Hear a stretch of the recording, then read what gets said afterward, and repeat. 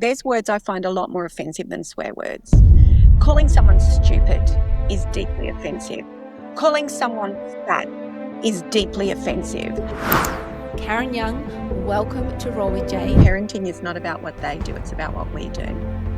And their behaviour is not a reflection on your parenting.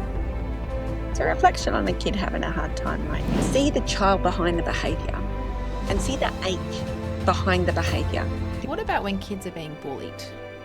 How can we support them? What can we say to them? What tools can we give them in those moments when they're being bullied? We need to let kids know we believe them. In my house, we have a saying, is this a hug situation or a help situation? Oh, that's so lovely. I have them ask two questions. Do I feel like this because I'm in danger or because there's something brave I need to do? I am so excited about our guest today. It is somebody that I have admired for a really long time, and I use a lot of her books in practice. Now, I'm just going to read you something that I teach the kids and read the kids in practice a lot as a family and child counsellor. I saw you trip, Digby sneered. You're so clumsy. I have huge feet. I always trip and I'm fabulous at it, Eliza said with a smile. I can teach you how. No, Digby shouted. I don't need to be fabulous when I trip. And we don't need to have clumsy pink things here. We need lionish looking things. Cover yourself in mud and then you may kiss my royal paw. Oh, wow. This is my favourite bit. Oh no, I don't kiss paws or strangers or kings or cactuses, and I don't wear mud. You must wear mud. I will keep shouting until you do, yelled Digby. Then I will switch on my force field, said Eliza. Your snarly words will fall like tired things before they reach me. You don't have a force field, Digby sneered. Then what is this powerful, invisible barrier around me? I see no barrier, Digby scoffed. I told you it's invisible, said Eliza. Now where are your jungle buddies? Oh! Oh, it's the force field and I've got a little bit more, but I'm gonna get to this part. Oh, okay, this is so exciting. Eliza spun around and saw muddy faces staring back at her. You're all wearing mud, she gasped. Because we don't have force field, said Ellery Elephantastic. Also, what is a force field? It's a powerful, invisible barrier between you and the words that feel bad for you. How do we get one? Lady Lollabug asked. Stand big. Think brave and imagine a powerful dome surrounding you, said Eliza. This is your force field and it can be made up of whatever you want, but it's invisible. Inside your force field, you are strong, you are brave, and you are powerful.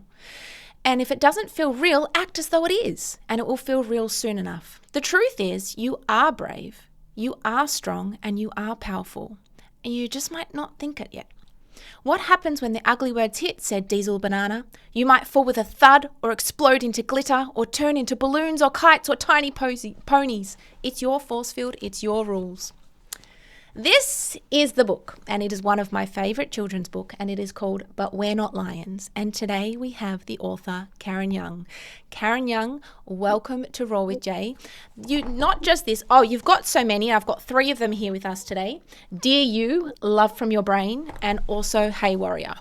Oh, thank you so much. I don't read my books after I write them because I just, I can't. They're delicious. Thank you so much. It must be really weird hearing someone else read your book like that to you then. Very strange, yes, because I feel like I know every word because there's so much for 18 months that goes into writing them. And then I put it out there and then I close it from my end. Well, I hope that didn't trigger you too much going back to this, but this is definitely I just love it because I love a force field. I love a thing that we can put an invisible barrier around us. And you know what? It's not just for children. It will also be for adults too, where we can put that invisible barrier around us and not let the words affect us. And I think that will give people a little bit of an indication of what we're talking about today. And that is anxiety with children. That is about boundaries. That is about force fields. That is about really allowing children to be who they are. Now, Karen, can you tell us a little bit about yourself? I always ask people the journey, your why. Like, how did this start for you? Yeah. So I started as a psychologist in private practice and I was working with lots of kids and teens and families, lots of kids, lots of young people with anxiety. But quite quickly, I came to realize that where the real magic, not it's all important, where we can really amp it up is when we give these words to their important adults who support the children. And so that is that's where I end up where I am now. So I've written books for kids, which are for adults to support kids and for adults to support themselves. So now I work a lot with schools, organisations supporting the kids, parent groups supporting the kids, supporting the adults who support the kids. And I think that's a really important point to make, because I'm a family and child counsellor as well. And sometimes parents will come in and they drop their kids off and they're like, okay, that's great. And we also need to include the parents, because it obviously isn't just what we do in practice, it's what happens at home as well. Yes. And it doesn't mean it's the parents' fault. None of this is the parents' fault. No, but of course not. I say, I have your kiddos for 45 minutes, 50 minutes a week. But if I can work with them and then give you the information that I have, well, you can do it all the time. And you have the shortcut to the relationship, to the influence. And I'm not there at 8 o'clock in the morning when everything's going belly up at the school gate. But I can give you the strategies so that you can feel as though I'm there. This is what I would do if I was there. So it's supporting the adults who support the kids. And absolutely, the work with the kids directly is important too. And I often get parents saying, but my child won't go into therapy. My child won't see someone. And I said, that's okay, you go. Because it's all important, right? You're all connected. So anything that changes your child is going to change the family system, and anything that supports you in doing something differently is going to support the whole family system and your child as well. I love that. I actually say in practice, I said, it's like creating a new language within the family. Like, you haven't learnt these lessons. How are you supposed to know? You're not given a rule book when you become a parent to say, this is how to parent this child. And then you get 2 or 3 and they're completely different. So it's just about trusting yourself as well, and us teaching parents how to trust themselves and their intuition. Now, we have a list of questions today, obviously, when it comes to kids. Now, you're a former psychologist, obviously, because you're too busy now with all of your books and schools to be practicing. The first thing that I want to talk about is boundaries, peer pressure, and belonging. So these are really big things with kids. I find that a lot of kids abandon themselves to fit in with their friendship groups. What advice would you have for kids that do that? We have to start at home, I think, and we start from when they're really young. So one of the things I say here is we can't expect kids at 12 years old not to abandon themselves if we've been asking them to abandon themselves from when they're little in really subtle ways. And of course, parents don't do this. They certainly don't intend to do this or mean to do this. But if we don't take time to understand why they're pushing against us, if we don't make space for their no, if we don't make space for their disagreement, now that doesn't mean we agree with them. It doesn't mean that we let their wishes or their opinions float, because ultimately we're the parents. That's why kids have parents. But we have to make space for how they feel. We ask their opinion. We involve them in decisions. And again, ultimately the decision is ours. But we need to let them know that their voice matters and who they are has a space here, and a really important space. We start with that. Yeah, beautiful. I think it is important. I often say to parents, like, they say, oh, they're disrespecting me. And I said, you mean they're using their voice? And they say, yeah, they're disrespecting me. And I said, okay, when they get older, do you want them to stand up for themselves? And they'll say, yeah, of course. And I said, who does it start with? It starts with you. So you've got to, if your child stands up to you, like even privately, just do a little fist pump and be like, okay, they're going to be good when they get older. They're going to be really good. How do we teach children not to betray themselves? How do we teach them that? As I said, it starts at home. We say, so if we have a different point of view, and all of this starts at home because we're not out there with them. So what we can do is build them up when we're at home. So it starts with saying things like, okay, I want to help me understand why you feel like this. Help me understand why this is important. You know, you've done something, this is a bit messy, right? So this outcome, you're a really great kid. This thing you've done, it doesn't make sense to me, but I expect you had a really good reason for doing it. Can you help me understand what that was? So what we're saying, we also have to separate them from the behaviour. Because what can happen as they get older and where they tend to abandon themselves is when kids might argue against what they're doing. So they might say, well, we don't like you because you don't wear this thing, or your haircut's this way, or, it can be really awful things. Or because you like this person. I mean, kids can be tricky. That's a behaviour. What we want to know is who they are, and what they do is really separate, because it is. And that starts with us. Love you. So love that I get to be your mum or your dad or your grandma, whoever it is, your Auntie Jo. This behaviour, though, it's really tricky. Help me understand here. Or this thing you're asking for, help me understand why it's important. And then we say either yes, I've decided I'm going to change my mind, or no, but I get why it's important to you, and my answer's no. So we lift them up. We validate who they are, even if it means rejecting their behaviour or ultimately pulling in place a boundary, even if they do get angry, even if they do get upset, because we also have to not abandon ourselves.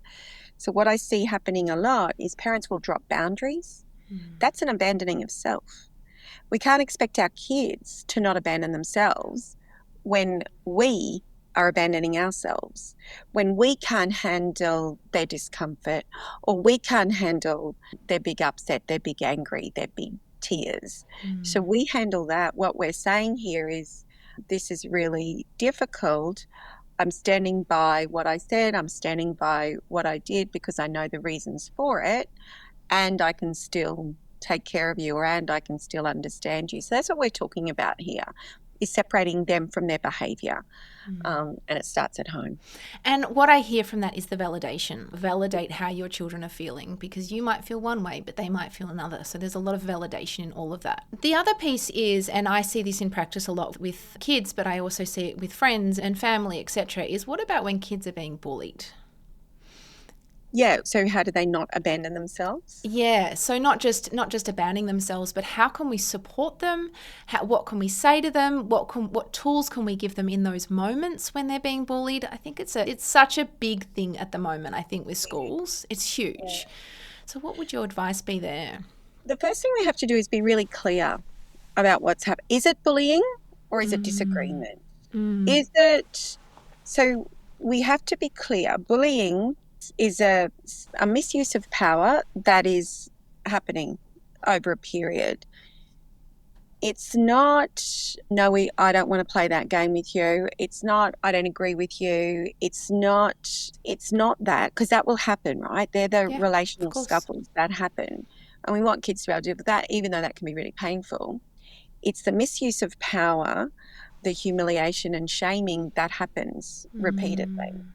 If that is happening, and if it's happening at school, we need to talk to school about it. We need to raise their voice.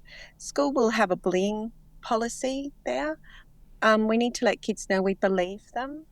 If it is bullying, so important. Can we say that again? Can we say that one more time? We need to let kids know that we believe them. It's so big.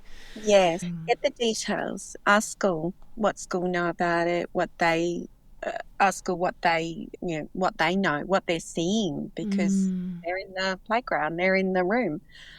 And hopefully it's not social media, because that shouldn't be happening anyway. But we get the detail, and then we loop school in a collaborative way if we need to. Because we also have to validate this is tricky for school, because school have to get the information as well. And what we have to remember is, when there is a bully and a victim of bullying, and I don't love the word bullying, because I think it gives power too much. And it's also a fine line. It's a fine line between what somebody is, they're standing in their power, and somebody else is standing in their power. So where does the line get crossed? Yeah, it's not a great word. And having said that, it can be cruel. Words can be cruel, and of course actions, exclusion, and the subtleties, the absences and the invitation when everybody else in the group, that sort of thing feels terrible. So you have to get the detail around what's happening there. Tell your child you believe them, and then work with school in a really collaborative way here. I'd really caution against ringing the other family, because we need all the details. And yes, when there's a bully and a victim, there's two hurt kids there in some way. And bullying is relational Well, it's a lack of relation. It's a relational fracture, and two relationally fractured people. We have to remember that too. So it's a threat of belonging, threat of social prestige, or threat against that. And what kids don't feel like they have enough of, they'll take. So that's where this is coming from. It's leadership skills used poorly. It's a lack of emotional resources is what makes kids bully. So those kids need support as well.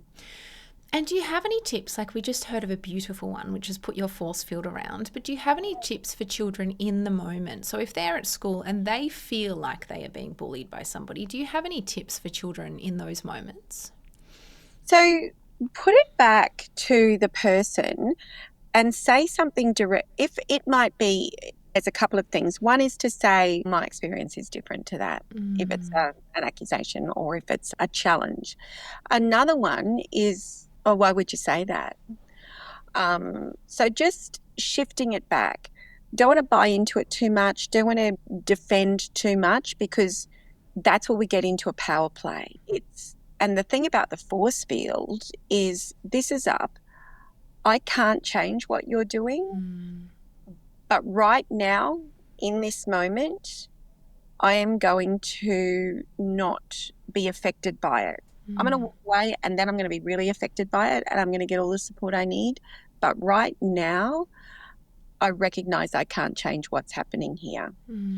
Shift can't to won't. It's not I can't change what's happening, but I won't change what's happening here, because there's a real empowerment that comes from that. There's a helplessness in can't. There's a power in won't. Can't change you. I won't try to change you right now. That's a lot for kids. So they'll need role playing, they'll need those scripts and a short, snappy line in the moment that they can use to protect themselves enough while they find a safe space. Love that. And I think that that is the protection. A force field in itself is a little protection barrier for them. But I used to say to kids, just find a mic drop moment, like a word. And sometimes it was pancakes or chocolate or something that would just throw them off. And then they would have that space to have that empowerment that they've spoken back to them. And then they can walk away. Yeah, love that. Yeah. What about for kids that are constantly left out, of friendship groups? And that's a big one with schools. Kids they're never invited places. They try and say, hey, do you want to play? And nobody ever invites them. Or what about for kids like that? Like, how can we possibly support our children that are just in so much pain? Yeah, I think where we can, this is another place that school can, they can take such beautiful moves here, but we want ways for kids to feel part of a group without having to initiate the contact, because and if they've had experience of being rejected, that's too much to ask of them. So extracurricular groups, if kids, and there's options here, so at school, it might be starting a community garden. What is the child interested in? What are they interested in? It might be, for a lot of schools, I suggest having a games area in the library at lunchtime, but let some of those games be solo games, so that kids are coming in, there's going to be other kids coming in. We need an adult there who can facilitate kids playing games together, board games. Or if kids don't want to play with other kids, they need some space, they can also play solo, but they feel like they're a part of it. But then out of school, I often think martial arts is a really great thing for kids who feel on the outer. They don't need to be with other kids, but they're alongside other kids. At the same time, it's going to strengthen how they feel about themselves. And we know those moves can be really good for the neurochemistry around confidence and anxiety. Cooking classes, art, drama, painting, doing volunteer things.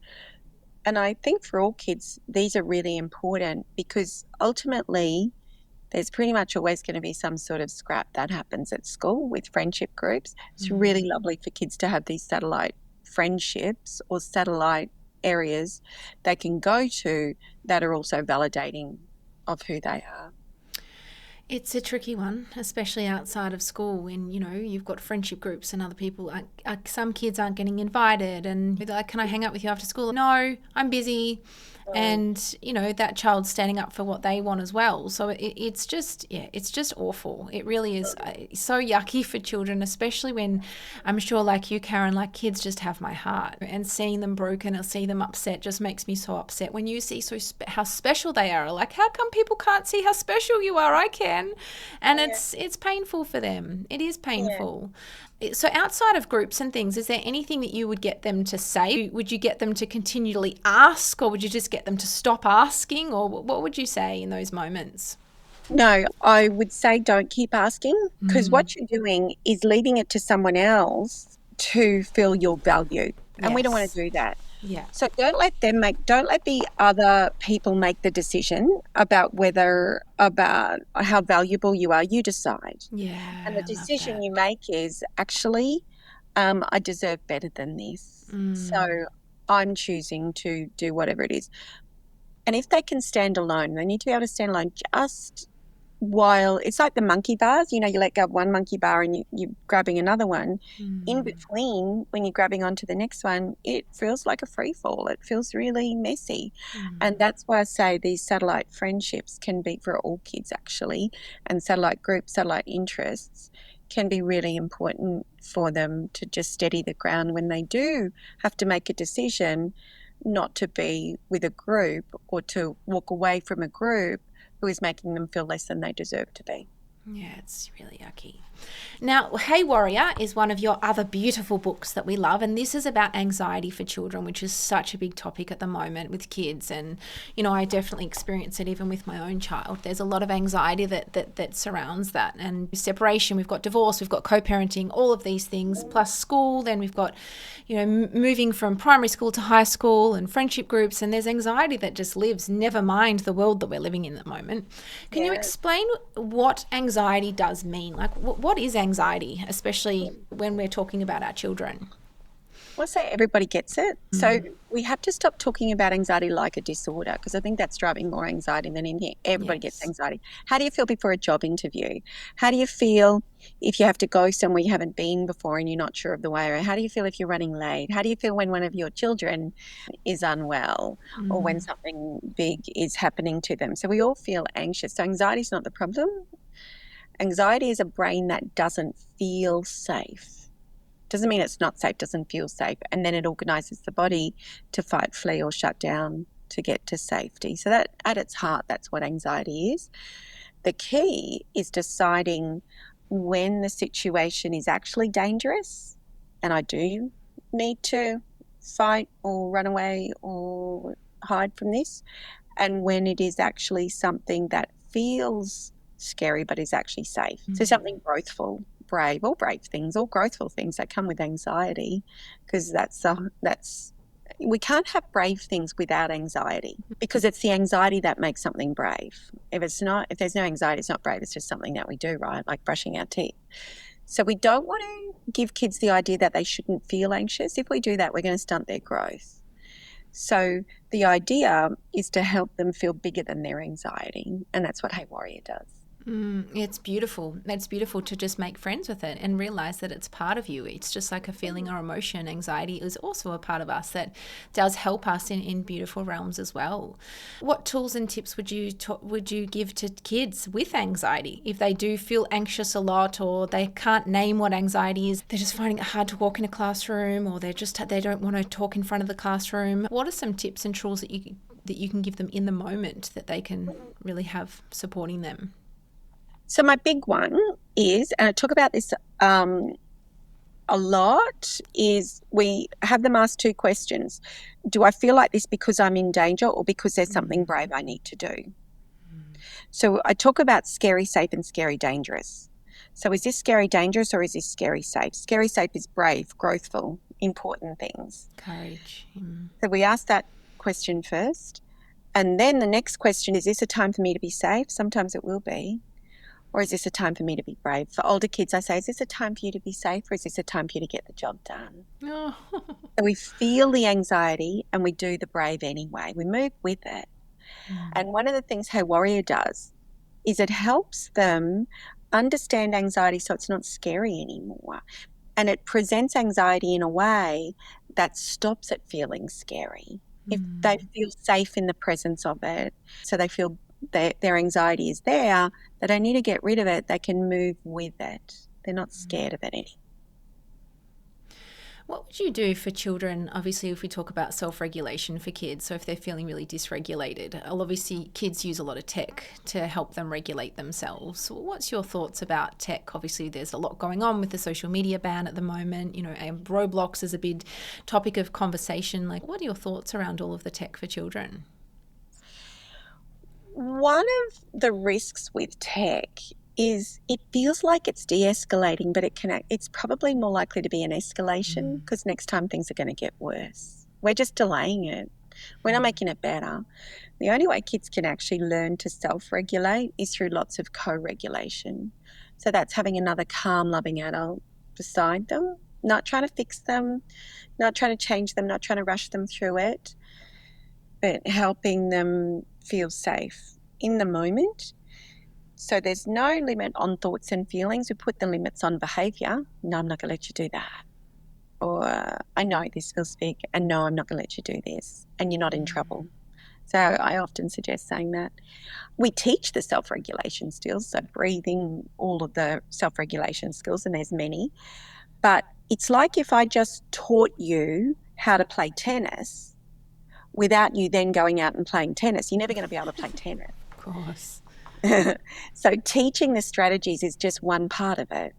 The big part is, right, now we have to actually help their bodies move from big feelings back to calm so we can build neural pathways around that. So it's easier for them to do in the moment. And the only way they can do that is with a calm, loving adult beside them, showing them. Say in a moment, and I've separated, and my son has found that very challenging. Like there has been some big moments of dysregulation, and that's why I do what I do, is because of my own journey. But just for people that are listening, in a moment where a child is completely dysregulated and they're at that stage where they can't hear you, they are really there.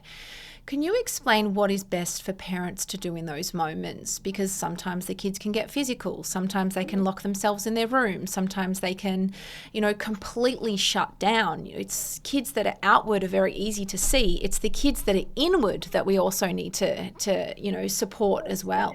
What would your advice be for children in those really big moments of dysregulation? So a couple of things there. Our job is not to stop the feeling, right? We have to make space for them to express the feeling. Emotion is emotion, energy in motion. They've got to let it move through them. Yeah. Otherwise, we're just delaying the explosion. So we let it move through them. Now, if they are, so we don't want to rush them through it. We don't need to move it. So our job in that moment is not to fix the feeling. The feeling isn't broken. Our job, and they're not broken. Our job is to make sure they don't go through the feeling, through the storm alone. Now, that's going to look different depending on what they're doing.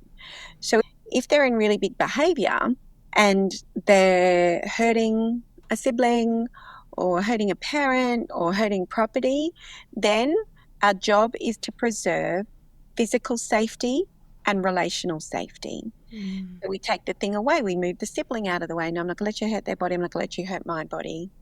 Then we hang on to relation. So we preserved physical safety, kept everyone's body safe.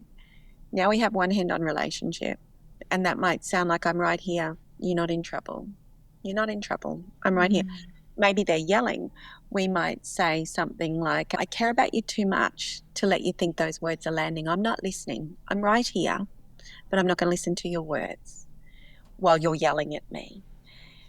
But I'm right here. And I'm right here. So we're still there. The boundary is I'm not listening. The boundary is not stop yelling at me, because we can't control that. A boundary has to be something we can control. You can't control them yelling. You can't control them locking themselves in the room. You can't control them. You can't control them hurting you or hitting you. What you can control is where you put your body. So then I'm moving my body.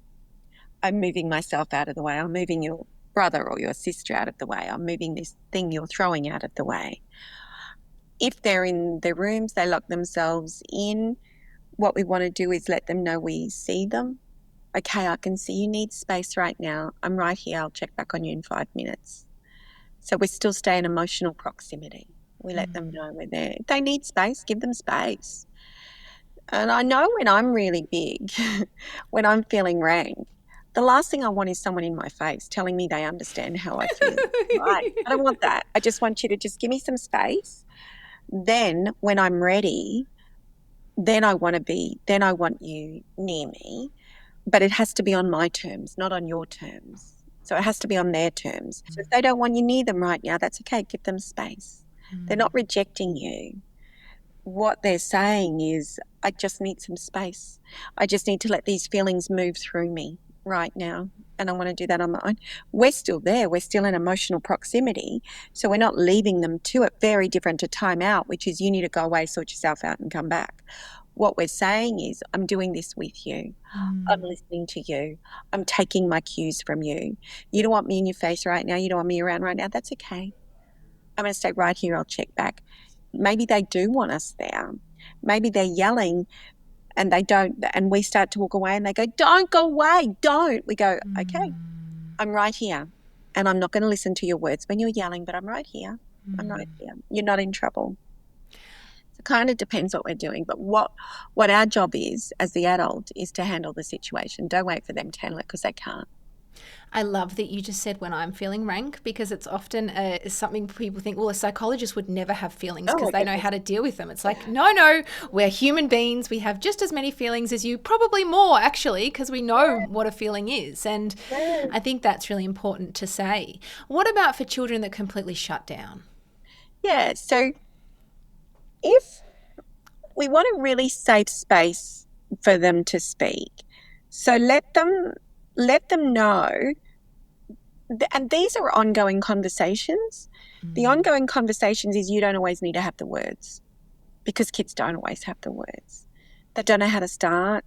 And starting a hard conversation is really hard. Bringing it up is really hard.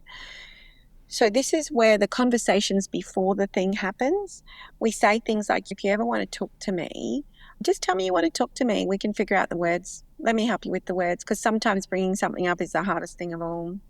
You don't need to worry about that. I'll take that over.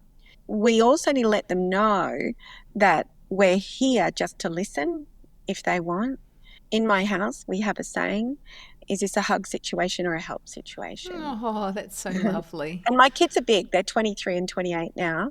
We still use it. We've been using it since they were little. My husband and I use it. A hug situation means I'll just listen to you. So I think what a lot of kids want is what they're wary of is opening up to us and us problem solving. Have you tried? Maybe you should. Or I'm going to go up to school and I'm going to talk to your teacher. And they worry I have to about stop myself with this all of the time, Karen, and it took me to become a counsellor for me to listen more than I would try and solve, because I'm such a problem solver. I just want to fix things. Right? And most parents are like that too. We just want to fix our kids. We can see the solution. It's like, just let them sort out the solution. Just give them space and time to see what they want to do with it. Because what we have to remember is sometimes the problem isn't the problem. The problem might be the thing that it might be they're saying, well, because he took my thing when I wanted it, and it's not fair because you always let him do the thing. So that's what they talk about. Now, if we're fixing that problem, for what could actually be the problem, and we don't know because in the moment it's tricky. What could actually be the problem is I've got so much going on at school and my stress tank's just hit nuclear, but this is the mouse that jumped into the boat, that sunk the boat when everything else was in it. So that's not the problem. It's everything else that's the problem. Or I'm missing you, or I'm feeling disconnected from you, or there's something that happened today and I don't have the words for it yet, or for older kids, I'm just worried about what I'm going to do with my life and how this is all going to look, or I'm worried about the war or the environment, or, we don't know. I just haven't had enough sleep and my body's feeling tired, and I'm feeling cranky, but I need a reason for it. It'll be my brother, it'll be my sister, it'll be you. I don't know, or the dinner you put in front of me. I don't know. So in the moment, just let them know that they don't need to make sense of anything, and nothing needs to make sense to you. You're just here for them. And it's the So connection. I often say it just is. grab a game of Uno, go for a walk together, do some gaming if you need to, play some Nintendo, like just connect with them first. Do you want me to sit with you? Do you want me to distract Yes. you because we can go for a walk? Or do you want me to check on you in 10 minutes? Because I can do any of them. I don't mind. Yeah, it's like giving Yeah. them control of their own life. Like, how Yeah. beautiful is that? Yeah. What about for kids that completely shut down? You know, I'm talking teens here when we get to that teenage years, and my son's almost a teenager now. He's in grade 6, and I'm like, whoa, okay, things have changed. What about, and this doesn't relate to him, but what about for kids that just shut themselves in a room and will just sleep most of the time or just don't have that? How can you connect with a child that doesn't really want to connect? Okay, so there's a few things here. If kids are in their room, we don't want the room to be somewhere they spend all of their time. So we don't want that. We want common areas to stay common. So do people still hang out in the lounge room together, or does everyone go to their separate spaces? Do you still have dinners together, or does everyone go to their separate spaces? So the work for this kind of starts before it here. And one of the things about meals at the table we know is and the research tells us really clearly, it's really protective for especially adolescents of their mental health, because that's the connection. And they know, even if they act like they don't want to talk, or if they don't want to talk, everybody's around, everybody's there. If they are in their rooms all the time, I would say, what are they doing in their rooms all the time? Absolutely, you want them to have some time in their room, especially adolescents. They need space. They want to listen to music. They might want to read. That's okay. But we also need to make space for other stuff. So that's where we decide what is okay. So first of all, have a conversation with them. Get that you want some space, you want some time in your room, and that's okay. Absolutely. But I care about you too much to have you spending all of your time there. How can we make this work? And to have a look. I suppose the question is what's going on when they're in their rooms. Are they isolating themselves? If they're on social media, stop it. Is it, yeah, what's happening there? Yeah, I We think want to, that's a big question. I think shows like Adolescence have really scared a lot of us parents. You know, that was extremely triggering, and I highly recommend for people to. Have you seen it, the series? I have seen it. Yes, I have seen it. I think, yeah, I mean, I have mixed feelings about that show, to be honest Oh, with you. please let me know. I think it didn't, for me, there were gaps there that were missing. So how did this happen? Because what was presented was a boy with a really involved dad, and the family seemed quite involved. Who's doing this? There's other things going on here. And school was tricky, right? So there were gaps there for me that in terms of, yeah, there were gaps there. I think there were things we didn't see. Oh, I see. I know what you mean by that. You Yeah. just automatically got it at the end, which is, I guess, the reason for a movie like that, but or a documentary. I'm not sure which one we want to call it. Yeah, there definitely is gaps, absolutely, because we didn't see the whole picture. You know, we Yes. didn't see what he was doing in his room, and we didn't see what he was watching, and we didn't see any of that. We just assumed and made assumption on all of that. No, I completely agree with you there. It would have been nice to see the whole picture, because I think, but it is a nice start for parents, I think, to understand that they can go down rabbit holes on tech. Oof. Absolutely. My kid is a tech kid. He does go down rabbit holes. You know, if I let him have full range, so we have to have boundaries around tech, because he will just sit on it all day otherwise.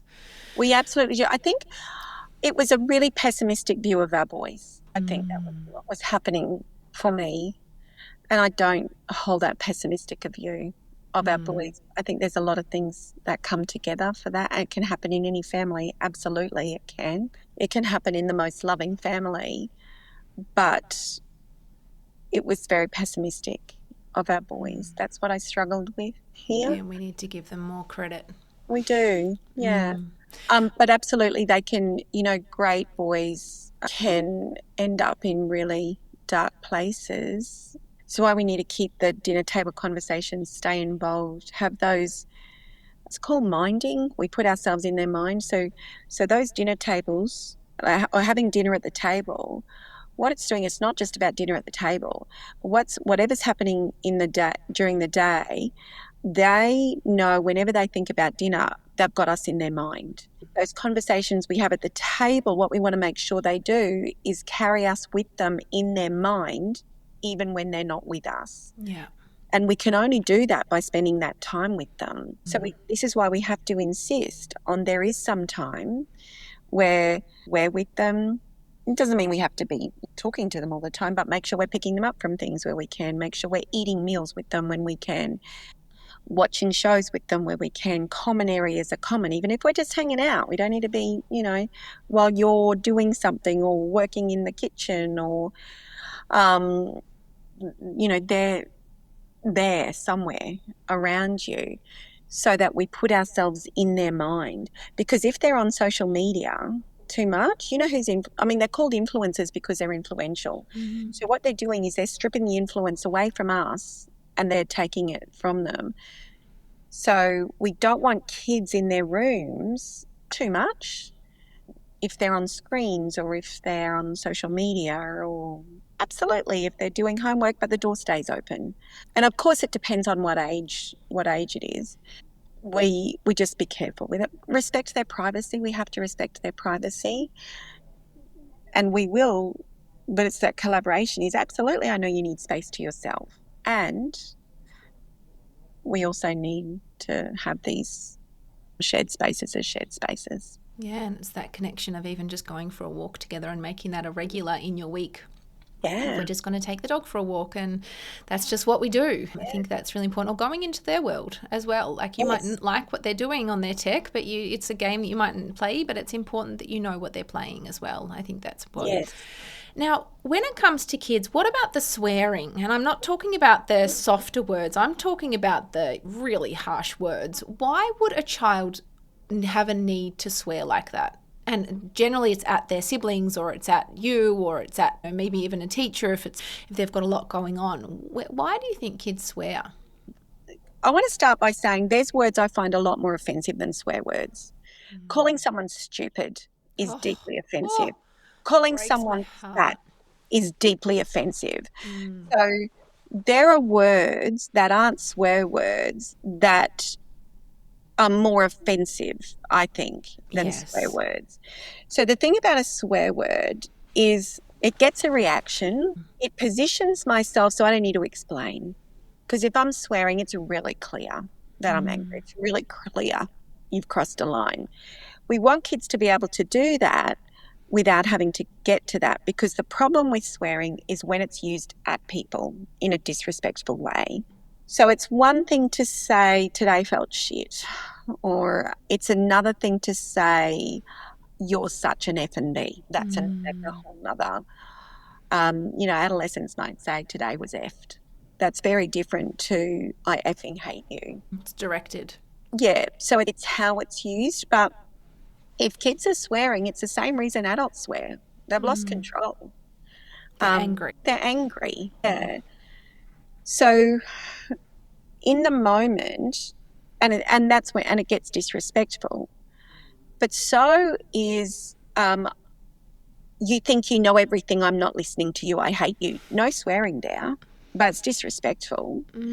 You're so stupid, you don't know anything about me, is no swearing, but it's disrespectful and it's targeted. So we want to look at the feeling behind the words. Are we doing it? Are they modelling off us? Yes. How are they using it? When are they using it? Is it because we're not listening until it gets to that level? Are we not listening to the simmer? Are they not able to sit in a simmer? Do they go from 0 to 1,000 really quickly? So that's where the work is how can we stop this before it goes nuclear? What needs to happen? Do you feel like I'm not listening to you? Do you feel like I'm not hearing you? So there's a few things in there, but they swear for the same reason grown-ups do, is probably my short answer. Lack of control. I need to position myself. I'm feeling out of control. And there's a lot of energy that comes with swearing. Like there's a lot of energy in the word. So it kind of catalyzes some of that emotion in a way. in the same way words that are said with force and disrespect that aren't swearing do. It's the same reason. Yeah, it's them getting it out in their own way, and if we can teach them for the big words, their big feelings, their big emotions to come out in another way, that might really support and help them. Whether that's even martial arts, as you said, or boxing. I often say just get a boxing bag at home and let it all out there, or stamp your feet, or scream in the car. Or I actually give my son, if I can feel that he's got a lot going on, I'll say, do you need a couple of minutes to get your swear words out? And I give him that time to get it out. So I'm like, okay, if that's what he needs, or wrestling or whatever it might be, giving him permission and to just have that time, and then we just don't attack anyone. We don't force that at anybody else, and that's worked really well for him. Yeah. Give them a little bucket. Tell them to spit their swear words out because it's really hard to hear you. I used to say to my kids, you lose your power when you talk like that, because then I'm just figuring out how not to hear the swear words. I want to hear the words. I want to hear the words. But the problem is when you use swear words, none of your words get heard when you use them in a disrespectful way. So spit your swear words out. And when you've done that, come back to me and then we can talk about what you need. So there's no shame. It's not, we're not shaming them for anything. We're giving them a way to do it. Get it out, and then come and talk to me about what you need me to hear, and I'll hear you. But I won't hear you when you're using those words. And that's the boundary. That's the boundary. And it's important for us parents to hold those boundaries. Absolutely. There's words like gentle parenting and conscious parenting, and everyone thinks that they just get away with everything, and it's not how it is at all. We just hold boundaries in a much different way, but just are connected, and we see and we hear children, and we're connected to them in a much deeper level. Yes. Karen, in your line of work, we're running out of time, and I could talk to you forever, and I could also read your books forever. They're so beautiful. What do you wish that parents would do different with their children? Oh, that's a really broad question. The first thing I wish parents would do is recognise whatever you're doing the best you can. Yes. You're doing your very best. We all come from different places, right? And we come to this with different resources and different knowledge and different awareness. Not because anyone's better than anybody else, but because we came with a different bag of tools. Whatever we do, we're doing the best we can. So you have to start there. Showing up with intent and awareness, even if you don't get it right anywhere near all of the time, even if you just get it right just a minute longer today than yesterday, that's where we start to change things. So the one thing I would ask parents to do isn't so much about what they do with their kids, but with themselves, is be compassionate and radically compassionate with yourself. Because if we keep whipping ourselves because, I yelled, or, I lost my mind, we've got an agenda and we're going to get frustrated. The other thing we need to do here is remember that our history is always in the room. So if it's not so much about your child and what your child is doing, but what do you see when you see your child? If you weren't held with tenderness through your big feelings and big behaviour, if you were judged and shamed for your big feelings and big behaviour, your child's big behaviour is going to land on you with judgment and shame. I need to get out of it. I need to stop it. It's a reflection on my parenting. So that's where we start to shift. So what I say, if I could change something, it's see the child behind the behaviour and see the ache behind the behaviour, because there'll be one there. See the ache behind the feeling. Doesn't mean we accept the behaviour. Embrace them, love them. We reject the behaviour. And if we can start to see the child behind the behaviour and the ache, and there's a lot in that, right? That's not easy because we show up as our 5-year-old selves, our 7-year-old selves. We don't necessarily show up as our adult selves. We go right back to the first time we learned the lesson about how to be in big feelings. Do we get over it and get on with it really quickly? Do we feel shame? Do we feel humiliation? Do we feel aloneness in big feelings? We make decisions about that. By the time we're old enough to even realise we're making a decision, and we walk with it right through every relationship. So we show up for our kids different, and really cut through all of the old scripts we've had, see the child behind see the ache behind the behavior, see the ache behind the need, because it all comes back to a need in some way, just a really messy way they go about getting it. It's never personal. It feels personal. It's never personal. But we also have to remember parenting is not about what they do, it's about what we do. And their behavior is not a reflection on your parenting. It's a reflection on the kid having a hard time right now. Oh, I love that so much. Like, the kid is having a hard time. That doesn't mean that they're bad kids. They're just having a hard time. They haven't been taught. They've got big stuff going on. And often it is labeled as, oh, that child's bad, or this one, we're not going to play with that child because they're doing this. Or it's just awful what happens with kids. They're just having a hard time. And I think I've always been the perfectionist, I've always had to people please, and I've always wanted everything to be perfect. And through my own journey, especially in the last 6 years, I've really learned to just accept and embrace every part of myself. I'm not going to get it all right. I make mistakes. I say really silly things sometimes that's like verbal diarrhea that I wish that I could take back. And I've learned to have compassion for myself. And rather than, if I wouldn't say something to somebody else, I sure as hell aren't going to say it to myself. And I've learned to be kind to me and not say those things like, oh, you're so stupid, or why did you do that? And I stop myself and I say, you're learning. And your books have helped, and being a counselor has helped, and working with children has helped. And actually find children so much easier than adults, which is most people are the other way around. And I love them wholeheartedly because they're just these beautiful little beings that are just trying to exist in the world. And we're often the ones that shun them from doing that. And so it's just allowing our children to grow and shine and be who they are. And I needed to do that with myself first. I needed to have compassion and love and accept my mistakes and be kind to me. And then when I was kind to me, I wasn't so hard on my son. And there are times that it rears its ugly little head out. It absolutely does. Sometimes it's like, whoa. And I just have that accountability with him, like, whoa, my red beast came out, mate. You know what? That wasn't a great reaction for your mum. And he's like, oh, that's okay, mum. I know you're having a hard time. Is because that's the conversations that we've had over time, me and him. And yeah, I think that parents are doing their best, and just be kind to you. You don't have the rule book. You don't know what you got, how to parent a child. No, none of us know. Yeah, I mean, even going through all the elements. Adolescence is very different to teens, and you've got your roller coaster coming.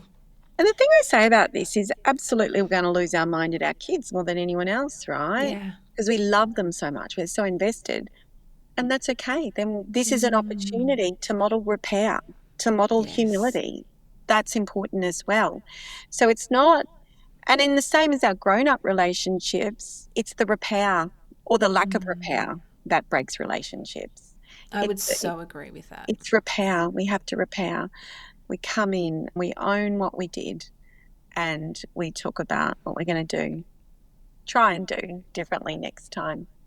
I've always been very reactive in relationships, and I found it really hard to take accountability. And now, because I can do it with myself, and now I can do it with my son, my next relationship and dating hasn't been really something that's been on my priority list for the last little while. And now I can take accountability, and I can kind of show up and go, oh, that wasn't great. Can I listen and can I hear? And how beautiful that we're growing as people too through our kids. Our kids are our greatest teachers if we allow them to be. And my son it's not a coincidence I had a son, to have that unconditional love. Like, our kids really are beautiful. Like, if you look at the way that we've treated them over time, and they're just like, that's okay, I love you unconditionally. You're like, oh, how beautiful is that? Our kids can teach us that. But yeah, if we do allow them to. Karen, I just think you are so wonderful. I just think that your books are so wonderful.